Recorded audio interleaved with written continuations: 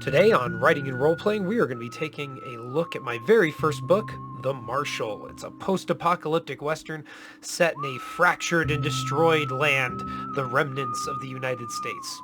And as a special treat, I'm going to be reading the prologue for you. So sit back, relax, and I hope you enjoy this episode of Writing and Roleplaying.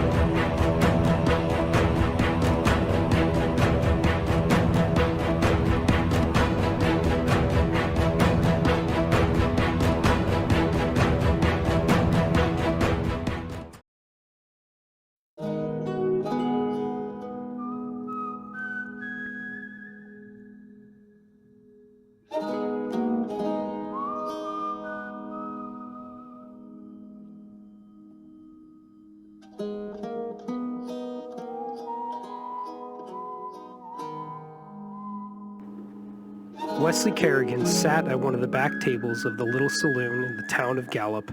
A shot of whiskey was in his hand, and the most recent copy of the Newport Courier lay on the table in front of him.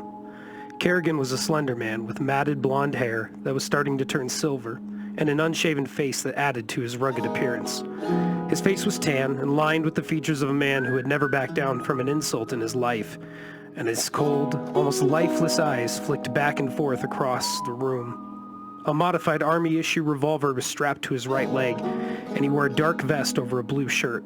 The electric lights in the saloon flickered every so often, as the poorly powered electrical grid made it difficult to keep anything on for a long period of time. Gallup was a big enough town to have its own set of power generators, and unlike the smaller towns, they wouldn't have to be turned off later in the night. It cost a lot to keep the power going in a town this far into the wastes, but the Confederacy was pushing the idea that they were civilizing these areas, and electricity was a way of showing that. Gallup was located in the far eastern reaches of the new Western Confederacy. It was a jumble of poorly built wooden houses and stores with nothing of note other than a single saloon, the train station, and an inn. It wasn't a large city, far from it actually, as most of those could only be found along the coast now. The large open areas to the east held only small towns with dirt streets, very little plumbing, and lots of traffic from men and women traveling east and west across Confederate territory. It had few full-time residents, but saw many travelers and tribals who came to trade and sell their goods from time to time. Strangers were the most common folk found here, which made it the perfect spot for someone like Kerrigan who wished to remain unnoticed. Two men entered the saloon, and both stood awkwardly for a moment while looking around the room until they caught sight of Kerrigan in the corner. They approached and sat down across from him without saying a word. Both were tall men of Mexicara descent. The first had a thin mustache and a mass of disheveled dark hair, and a large sombrero was hung around his neck, while the other wore a ragged poncho. The second man looked very similar, though clean-shaven. Kerrigan had worked with these brothers before, Manuel and Marcos. They were good at what they did, but they were not to be trusted. For a moment, they just sat there in complete silence until Kerrigan finally spoke. "Were you followed?" he asked in his icy voice. Kerrigan had a clear Commonwealth accent, or British as someone from the old world would have called it, and though many would have chosen to disguise it in this area of the country out of fear of what others would think, Kerrigan would do no such thing. "No, senor. We made sure of it," the first man, Manuel, answered. "Mi hermano would have noticed," Marcos added. "Good. Did you bring what I asked for?" Kerrigan asked. "Si. It's here," Manuel said, and pulled a small package wrapped in a bandana out of his pocket. Inside was a rusty piece of black metal that looked like an oversized handle of a gun with a large screen on top of it, something clearly from the old world, before the bombs fell. Kerrigan put his hand out, but Manuel pulled the item back and smiled. "No, senor. First the payment." Kerrigan nodded and tossed a small pouch across to the other men, and its contents jingled as it bounced across the wooden table. 14 gold marks, straight from the Commonwealth. "You can count it yourself, Marcos, if you don't trust me," Kerrigan said. Marcos took a quick look around the room to make sure no one was paying them any unnecessary attention. Then he opened the pouch and poured a few of the gold coins into his hand. "You saw here," he said to his brother. Manuel nodded and handed the small contraption to Kerrigan, who looked it over. "That is bloody good," Kerrigan mumbled before pocketing the item. "Hey, amigo, what is that thing?" Manuel asked. "It was very hard to find." "Something important, but nothing you need to worry about now," Kerrigan answered. Neither Manuel nor Marcus had noticed that Kerrigan's hand had slipped below the table. His revolver was cocked and ready to fire, but before he could pull it from its holster, the doors to the saloon opened once again, and in walked two new men. Both wore brown duster jackets and had a look that would make most men tremble. They stood near the doors for a moment, searching the room for something, until one noticed the three men in the corner. "I thought you said you weren't bloody followed here," Kerrigan said, and Marcus turned his head just enough to see the two men who had just started in their direction. "¿Quién es?" Manuel asked. Marcos shook his head. "I don't know," he answered. "Perhaps they are here for you, senor. You would not be a man to set up as friends, would you?" "Don't insult me, Manuel. You know what happens to people who do that," Kerrigan answered as the men moved closer.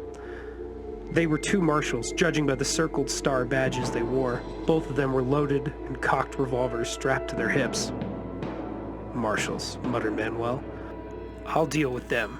You two just keep your gobs shut, all right?" Kerrigan answered as the two men approached. Had they recognized him, though? The lawmen stopped about 5 feet away, both men resting their hands on their gun belts. Kerrigan knew one of them, a man named Henry Kingsman, a good marshal, but definitely not the best, and it looked as though age had gotten the better of the man. His hair was silver now, his face lined and strained. Kerrigan did not recognize the other man, who was much younger than Kingsman, and he walked with the swagger of a gunman. Neither would be a problem, though. Not for Wes Kerrigan. "What can we do for you, gents?" Kerrigan asked. "We just came over to see what you fellers are up to," the young marshal answered. "Actually, we were just leaving," Manuel said and made to stand. "Bloody idiot," Kerrigan thought to himself. "Sit down," Kerrigan said and smiled at Manuel, who shot back a glare, but did as he was asked. "Why are you leaving so quickly?" Kingsman asked. Had he noticed Kerrigan yet? It had been 7 years, but surely he hadn't forgotten the face of Wes Kerrigan. "We just wanted to ask a few questions. No harm in that now, is there?" "Depends on the questions," Kerrigan answered. "Not sure how much you enjoy strangers poking their nose in when you're trying to enjoy a drink with a few friends." Kingsman was staring at him now. Had he figured it out yet? "My name is Marshal Kingsman, and this is Marshal Floyd," he said, and made sure they could see his badge. "Your two friends here match the description of the men who robbed a government building not 2 days ago in Nuevo Bandera," Floyd added, resting his hand on Marcos' shoulder. Both Manuel and Marcos were doing very little to defend themselves, thanks to their worried looks. "That's strange. Have either of you been to Bandera recently?" Kerrigan asked, and the other two men shook their heads. They were the least convincing liars he had seen in a long time. It didn't matter, though, as Kerrigan had already decided how this was going to end. "Bandera is 200 miles from here. Why come to Gallup?" 200 miles ain't that far since the railroads came through here," Kingsman said. "How long does it take to get from Bandera to this little crap hole, Henry?" Marshal Floyd asked rhetorically. "Why, just under 2 days, I reckon, Mr. Floyd," Kingsman answered, but he was still staring suspiciously at Kerrigan. "That's right, just under 2 days. Now, from what I hear, you two gentlemen just arrived here today on the train that departed from Bandera 2 days ago. Ain't that a coincidence?" Floyd said with a smile. "Well, your friends here said they hadn't been to Nuevo Bandera recently," Kingsman added. "Looks like these boys ain't been telling us the whole truth," Floyd said. "Maybe it's time we take them down to the sheriff and find out exactly what their story is." "I didn't realize that passing through on a train meant anything more than that. Of course you Federals do things a bit differently, don't you?" Kerrigan said, and smiled wryly. "Watch your tone, Commoner. Your kind ain't exactly welcome on this side of the divides," Floyd said and glared at him. "Well, it's a good thing I hate the Commonwealth then, isn't it?" "Do you now?" Floyd said in a disbelieving tone. "I do, almost as much as I hate the Federals," Kerrigan added. Both the marshals glared at him and took a step back. Their hands inched towards their revolvers, hanging at their sides, but neither man drew. "That's a poor decision to be saying something like that," Floyd said with a sneer. Floyd was angry. Kerrigan could tell. "Son of a..." Kingsman muttered, and his eyes slowly widened. "I know you!" Finally, Kerrigan thought to himself. "Damn right you do. I'm insulted you didn't recognize me sooner," he said in his icy voice. Haven't seen you in years, Kerrigan. Rumor was you were dead, Kingsman said. Sorry to disappoint, Kerrigan answered with a smile. Don't be. I can fix that for you real quick, Kingsman muttered through gritted teeth. Both Kingsman and Floyd made for their guns, but it was already too late. Before either of the marshals could blink, Kerrigan's revolver was in his hand and 2 shots rang out. The first bullet tore through Kingsman's chest, sending him sprawling backwards into another table, causing glasses and bottles to scatter. The second caught Floyd in the shoulder. The marshal spun, pulling his revolver from its holster and turning to fire, only to be met by another projectile that ripped through his throat. Both Manuel and Marcos were already halfway to the door, but Kerrigan fired a shot in their direction, wounding Marcos. Both brothers were still able to escape the saloon alive, though. Not a large problem, but it would be nice to tie up all these loose ends at once. Kerrigan slowly got to his feet, a cold, vacant expression on his face. The saloon is all but empty now, as the few patrons who had been there had fled as soon as the gunfire broke out, and their distant screams could be heard from somewhere outside. Floyd lay on the floor in front of him, wheezing and gargling on his own blood, while Kerrigan leaned against the broken table, fighting for breath and helplessly reaching for his gun that was just out of reach. Kerrigan walked calmly around the table and fired a shot at Floyd's head, ending the man's choking sounds once and for all, before stopping in front of Kingsman. You lousy son-bitch, Kerrigan, he coughed. There ain't nowhere you can run now. After this, everyone's gonna know you're alive, and they're gonna come for you by the hundreds. You should have stayed dead, you rotten yellow-bellied bastard. Kerrigan's revolver held steady as the bullet passed through the marshal's forehead, followed by more screams from somewhere outside. Too bad this had to have happened now. He didn't have enough time to hunt down all the witnesses, and there would be at least one that had heard the marshal yell his name. Again, not the worst thing that could have happened, but definitely an inconvenience. There was also the matter of Marcos and Noel, both of whom knew about him, and they knew very little of his plans. Still, it would have been nice to leave without anything hanging over his head, but plans rarely went off without at least one problem. As long as he could make his way to the next town with a train station before the rumors started to spread, everything would be fine. Kerrigan moved back to the table and ejected the spent shells from his revolver before replacing them. He finished the last sip of his whiskey before grabbing his hat and heading for the exit.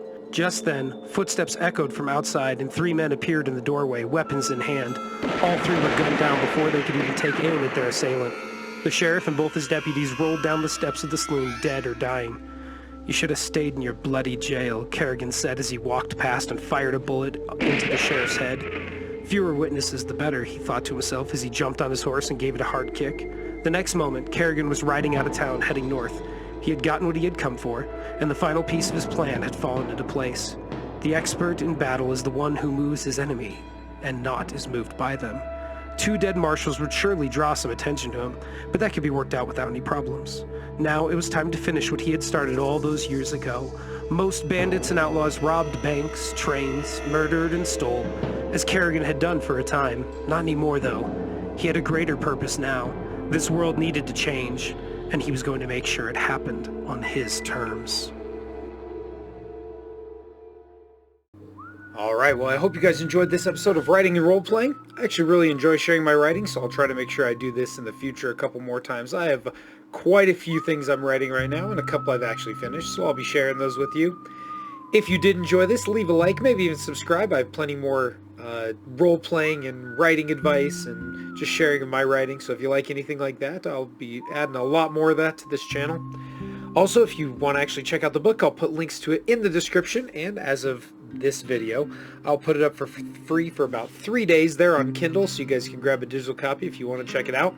Anyways, hope you all have a great day. Thanks again for checking my videos, and I will see you in the next episode of Writing and Role-Playing, and I hope you all take care now.